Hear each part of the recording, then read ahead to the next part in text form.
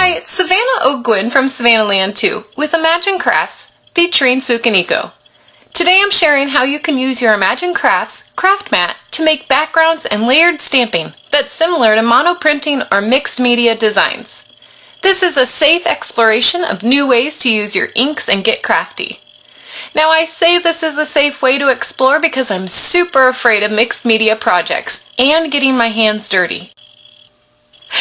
These few examples allow crafters like me to step out of their comfort zone and create in a different way. Now I've taken mixed media and broke it down into only a couple of steps, creating backgrounds and layering stamping. Remember, I want to ease my way into different techniques. So let's begin with the easiest design of creating a background. First, we're going to start by placing some pigment ink onto our craft mat. You can use your ink pad and a brayer or add the ink using just a re-inker. Next, you're going to use your brayer to spread this ink out. Now you can make this large, small, thick, or thin. Now you can add more ink layers or colors, but because we're easing our way into this inking style, I'm only using one color. Now just place your paper, tag, or project onto the ink and transfer the ink using your brayer on the back of your paper.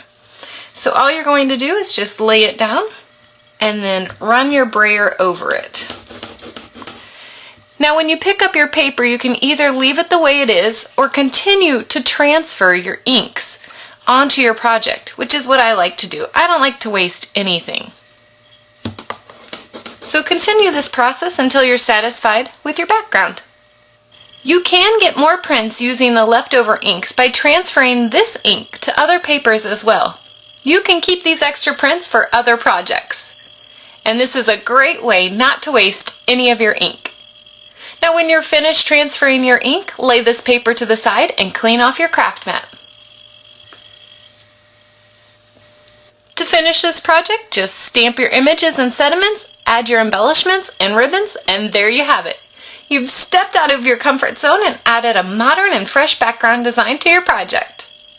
Now let's add a bit of stamping. This is a fun way to add layered stamping that's different than the normal stamping technique.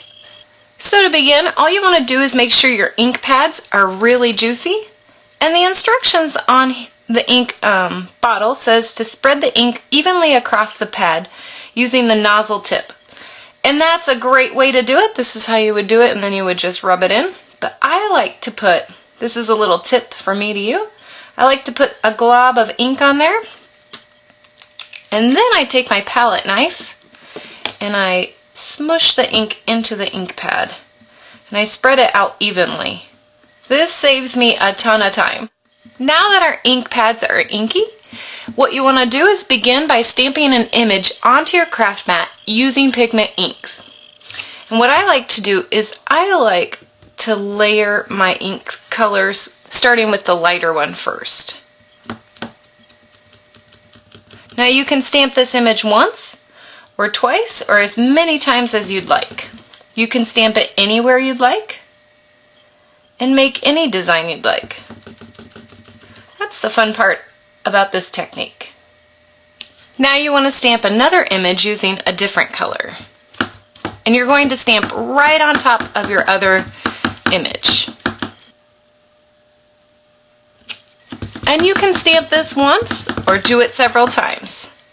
Next, we will transfer the stamped images onto our paper. And I love this because you can transfer it to regular cardstock or use pattern paper. This is a great way to add a bit of dimension to your project. So all you want to do is lay your paper onto your craft mat pattern side down and transfer the ink using your brayer on the back of your paper.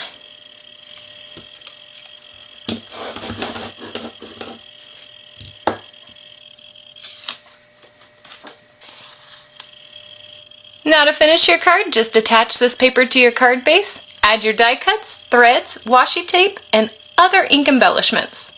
This is a really easy technique. So here's another tip for you. Stamping images onto your Imagine craft mat is a great way to get reverse images. Here's my original stamp, and you can see that when I've stamped it on my paper, the handle's to the right, And when I stamped it onto my craft mat and then transferred it to my paper, it gave me the reverse image with the handle to the left. And finally, if you are ready to step a bit more out of your comfort zone, let's combine both of these techniques. For this card, I stamped and embossed on pattern paper and then created a background using my Radiant Neon Electric inks on my craft mat. So to do this, just follow these easy steps. First, you want to emboss an image on your pattern paper, and you can use Imagine Craft's clear or white embossing powder. Next, we're going to create our background on our craft mat using pigment inks. You heard me right, we're going to use the inks. You can use several different colors for this background. And all we're going to do is run our brayer into the ink pad and then literally roll it out onto our craft mat.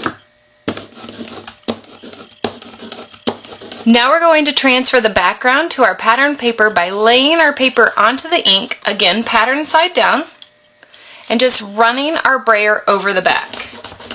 We're going to continue to pick up our paper and transfer our color.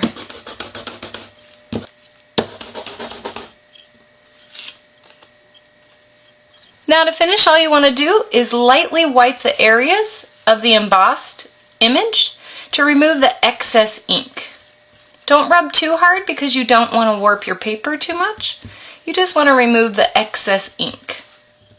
And now that you've done that, you can use this behind a die cut image or use it as an embellishment on your project. It's super simple.